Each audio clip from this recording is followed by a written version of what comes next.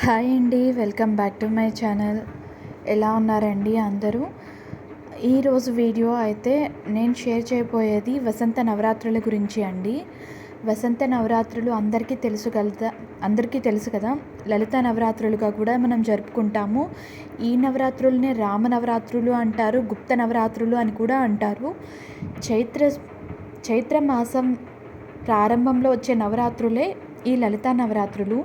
ఈ లలితా నవరాత్రులని మనం లలిత అమ్మవారు భండాసురుడి మీద సాధించిన విజయానికి ప్రతీకగా కూడా మనం ఈ లలితా నవరాత్రులను అయితే జరుపుకుంటాము. ఇవి రాత్రిపూట జరుగుతాయి కాబట్టి ఈ నవరాత్రులని గుప్త నవరాత్రులు అని కూడా అంటారు. ఈ నవరాత్రుల్లో చేయవలసిన పూజా విధానాలు, పెట్టవలసిన నైవేద్యాలు, పాటించవలసిన నియమాల గురించి అయితే మనం ఇప్పుడైతే తెలుసుకుందాము. ముందుగా నవరాత్రులని అంటే 9 రోజులే ఎందుకు జరుపుకుంటామో మీకు చెప్తాను. నవవిధి భక్తి మార్గమే ముక్తికి మార్గం అంటారు. మనం స్వామిని పూజించడానికి 9 భక్తి మార్గాలు చెప్తారు. అవేంటంటే శ్రవణం, కీర్తనం, స్మరణం, పాదసేవనం, అర్చనం, వందనం, దాస్యం, సఖ్యం, ఆత్మనివేదనం. ఈ 9 మార్గాల ద్వారానే మనం ముక్తిని చేరుకుంటాము. అందుకే ఏ పూజ చేసినా మనం నవరాత్రులు 9 నవరాత్రులుగా చేస్తాము. ఇప్పుడు అమ్మవారికి 9 నవరాత్రులలో చేయవలసిన పూజ గురించి అయితే తెలుసుకుందాము. చైత్ర శుద్ధ పాడ్యమి రోజున మనం ఉగాదిగా కూడా జరుపుకుంటాము. 2025 సంవత్సరం చైత్ర శుద్ధ పాడ్యమి అయితే 30వ తారీఖు ఆదివారం మార్చి నెలలో పగలు 2:44 వరకు అయితే ఉందండి. మధ్యాహ్నం వరకు ఉంది పాడ్యమి తిథి. ఆ రోజునే మనం ఉగాదిగా జరుపుకుంటాము.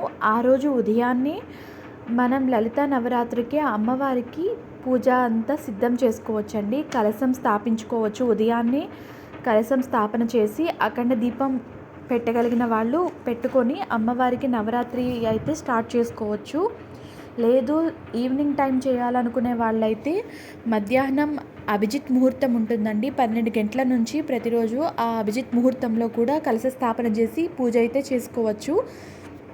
కానీ ప్రతిరోజు రాత్రి అమ్మవారికి పీఠం పెట్టి చేసుకోవాలి నవరాత్రులు అనుకునే వాళ్ళు సాయంత్రం వేళైతే అమ్మవారికి కుంకుమ పూజ అయితే తప్పనిసరిగా చేయండి. నవరాత్రులు మనం రాత్రిపూటే చేస్తారు కాబట్టి రాత్రిపూట ఖచ్చితంగా కుంకుమ పూజ చేయడానికైతే చూడండి.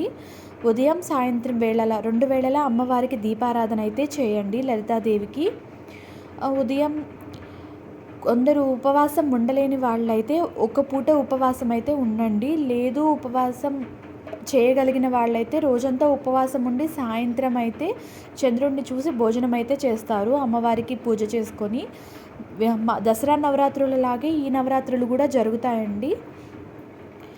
ఈ నవరాత్రులలో అమ్మవారిని 9 అమ్మవారి రూపాలలో మనం పూజిస్తాము. దసరా నవరాత్రులలో ఎలా అయితే చేస్తామో అలాగే చేస్తాము. ఒకవేళ ఎవరైనా నెలసరి సమయంలో ఉన్నవాళ్ళైతే పూజ నెలసరి అయిపోయిన తర్వాత స్టార్ట్ చేయండి. అంటే మనకి ముందుగానే ఒక ఐడియా ఉంటుంది కదా, అందుకని చెప్తున్నాను. అమ్మవారికి పూజ మీకు మొదటి రోజుల్లో కుదరకపోతే 5వ రోజు కానీ లేదంటే చివరి 3 రోజులలో కానీ అమ్మవారి పూజ అయితే చేసుకోండి. ఏ ఒక్కరోజు చేసినా 9 రోజులు చేసిన పూజా ఫలం అయితే దక్కుతుంది. కలశం ఆనవాయితీ లేని వాళ్ళైతే కలశం పెట్టకుండానే పీఠం ఏర్పాటు చేసుకొని అఖండ దీపం లేకుండానే మామూలుగా అయితే అమ్మవారికి పూజ చేసుకోవచ్చండి. లేదు పీఠం కూడా పెట్టలేము అనుకున్న వాళ్ళు ఈ 9 రోజులు నిత్యం దీపారాధన చేస్తాం కదా, అలాగే నిత్య దీపారాధనలోని లలిత అమ్మవారి ఫోటో కానీ, లేదు దుర్గా అమ్మ కానీ, లేదు లక్ష్మీ అమ్మ, సరస్వతి అమ్మ, వీళ్ళలో ఎవరో ఒకరి ఉంటాయి కదండి, ఆ ఫోటోల ముందే కుంకుమ పూజ చేసుకొని అక్కడే నిత్య దీపారాధన లాగా చేసుకోండి. కాకపోతే నిత్య దీపారాధన లాగా చేసిన ఈ 9 రోజులు మాంసాహారం తినకుండా ఉండటం, బ్రహ్మచర్యం పాటించడం మంచిది. పీఠం పెట్టిన వాళ్ళైతే తప్పనిసరిగా నియమాలన్నీ పాటించాలండి.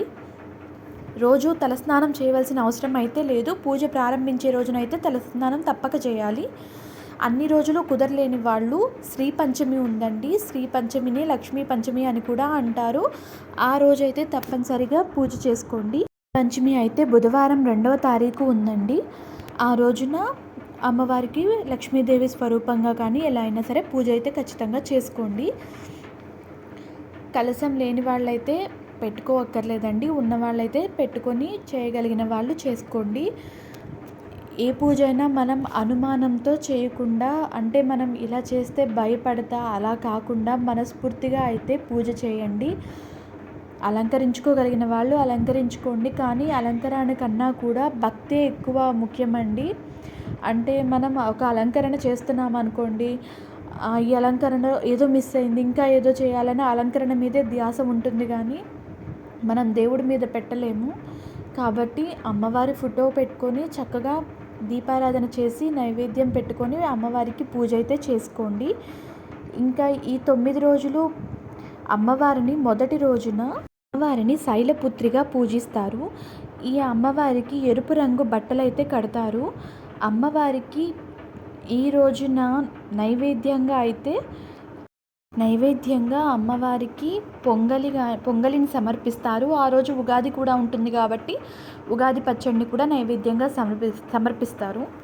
చైత్ర శుద్ధ విదియ నవరాత్రి 2వ రోజు మార్చి 30వ తారీఖు మధ్యాహ్నం 2:45 నుండి 31 మార్చి 2025 పగలు 12:20 వరకు ఉందండి. ఆ రోజున అమ్మవారిని బ్రహ్మచారిణి రూపంగా కొలుస్తారు. అమ్మవారికి అయితే పసుపు రంగు వస్త్రాలను ధరింపజేస్తారు. నైవేద్యంగా పులిహోర సమర్పిస్తారు. చైత్రశుద్ధ తదియ 3వ రోజు అయితే అమ్మవారిని చంద్రఘంటాదేవి రూపంలో అమ్మవారిని పూజిస్తారు. అమ్మవారికి నైవేద్యంగా కొబ్బరి అన్నం పెడతారు. రంగు అయితే ఆకుపచ్చ రంగు అండి. మార్చి 31వ తేదీ పగలు 12:21 నుండి ఏప్రిల్ 2025 1వ తారీఖు 9:54 వరకు అయితే తదియా తిథి ఉంది.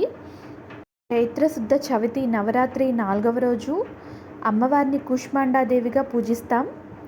ఆ అమ్మవారికి రంగు అయితే బూడిద రంగు వస్త్రాలు కడతారు. నైవేద్యం అయితే రవ్వ కేసరి అండి. చైత్రశుద్ధ పంచమి 5వ రోజున అమ్మవారిని స్కందమాతగా మనం పూజిస్తాము. ఆ రోజునే లక్ష్మీ పంచమి కూడా అండి. ఆ రోజు అమ్మవారికి ఆరెంజ్ కలర్ రంగు కానీ లేదంటే పింక్ కలర్ రంగు కానీ అమ్మవారికి వస్త్రంగా కడతారు. నైవేద్యంగా దద్దోజనం సమర్పిస్తారు. 6వ రోజు అమ్మవారిని కాత్యాయని దేవి రూపంలో కొలుస్తారు. ఎరుపు రంగు వస్త్రాలు కట్టి నైవేద్యంగా చిత్రాన్నం అంటే పులిహోర సమర్పిస్తారు. నవరాత్రి 7వ రోజు అమ్మవారిని మహాగౌరిగా పూజిస్తారు. ఆ రోజున అమ్మవారికి ఎరుపు రంగు వస్త్రాలను కడతారు. నైవేద్యంగా శాకాన్నం అంటే కలగూర కలిపి పెడతారు అమ్మవారికి. 8వ రోజు అమ్మవారిని దుర్గాదేవిగా కొలుస్తారు. ఆ రోజున కూడా అమ్మవారికి ఎరుపు రంగు నైవేద్యంగా అయితే చక్కెర పొంగలి అమ్మవారికి సమర్పిస్తారండి. 9వ రోజున అమ్మవారిని సిద్ధిదాత్రి రూపంలో కొలుస్తారు. ఆ రోజున అమ్మవారికి గులాబీ రంగు వస్త్రాలను కట్టి నైవేద్యంగా పాయసం పులగం పెడతారు. ఆ రోజున శ్రీరామనవమి కాబట్టి అమ్మవారికి పానకం వడపప్పు పొంగలి కూడా నైవేద్యంగా మనం సమర్పించవచ్చు. ఈ నైవేద్యాలన్నీ చేయటం కుదరని వాళ్ళు అమ్మవారికి ఈ బెల్లంతో చేసిన నైవేద్యం ఏదైనా కానీ లేదు బెల్లంతో చేసిన పానకమైనా సరే ఈ 9 రోజులు అమ్మవారికి నైవేద్యంగా సమర్పించండి. మనకి ఏది చేసినా మనం భక్తితో చేయటం ముఖ్యమండి. ఈ 9 రోజులు అమ్మవారిని పూజించడం వల్ల అనారోగ్యాలు తగ్గుతాయని నమ్మకం. ఈ మాసం నుంచి మనం గ్రామ దేవతలకి కూడా పూజ చేయటం స్టార్ట్ చేస్తారు. ఈ ఎండాకాలం వచ్చే టైంకి గ్రామ దేవతలకి కూడా పూజ చేస్తారు. ఎందుకంటే రోగాలు ఎక్కువగా ప్రబలుతాయి కాబట్టి ఆ రోగాలు ఏవి రాకుండా ఉండటానికి అమ్మవార్లకి గ్రామ దేవతలకి పూజలు చేస్తారు. అందువలన ఈ 9 రోజులు అమ్మవారికి పూజ చేయటం వలన సుఖ సంతోషాలు కలుగుతాయి, అనారోగ్య బాధలు తగ్గుతాయి. కాబట్టి అందరూ ఎవరి శక్తి కొలది వారు అమ్మవారికి అయితే తప్పకుండా పూజ చేసుకోండి. శాకాహార అంటే ఈ 9 రోజులు నిత్య దీపారాధనలాగా చేసేవాళ్ళైతే మాంసాహారం అయితే తినకండి. పూజ చేస్తున్నారు కాబట్టి 9 రోజులు అమ్మవారికి చేయాలి అనుకుంటున్నారు, కుంకుమ పూజ చేసుకుంటారు కాబట్టి ఉల్లిపాయ అయితే తినచ్చని అంటారండి. అంటే కొంతమంది మాకు తెలిసిన వాళ్ళు కూడా నార్మల్గా చేసుకునే వాళ్ళు అయితే తిన్నారు. అమ్మవారికి 9 రోజులు నిష్టగా దీక్షలాగా చేయాలనుకునే వాళ్ళైతే మాత్రం వెల్లుల్లిపాయి నాన్ వెజ్ కానీ మానేసేయండి. ఉల్లిపాయ తగలనివ్వకండి. సాత్విక ఆహారం మాత్రమే తీసుకోవాలి. నిత్యం తలస్నానం చేయాల్సిన అవసరం అయితే లేదండి. అమ్మవారికి మనం పూజ స్టార్ట్ చేసే రోజు చేయాలి. ఆ తర్వాత మిగతా లాస్ట్లో చేయాలన్నమాట. మీ ఇంట్లో వీలు పడని వాళ్ళు ఎవరైనా ఉంటే మాత్రం, అంటే ఎక్కువ మంది ఆడవాళ్ళు ఉంటే మాత్రం పూజ అయితే స్టార్ట్ చేయకండి. అవి అయిపోయిన తర్వాతే స్టార్ట్ చేయండి. లేదు అలా పూజ చేయని వాళ్ళు, వాళ్ళకి ఏమన్నా అడ్డం వస్తే వాళ్ళు వేరే ఉంటాను అంటే మీరు పూజ స్టార్ట్ చేసుకోండి. అయితే అమావాస్యకి ముందు రోజే అమ్మవారి విగ్రహాలను అయితే శుభ్రం చేసుకోండి.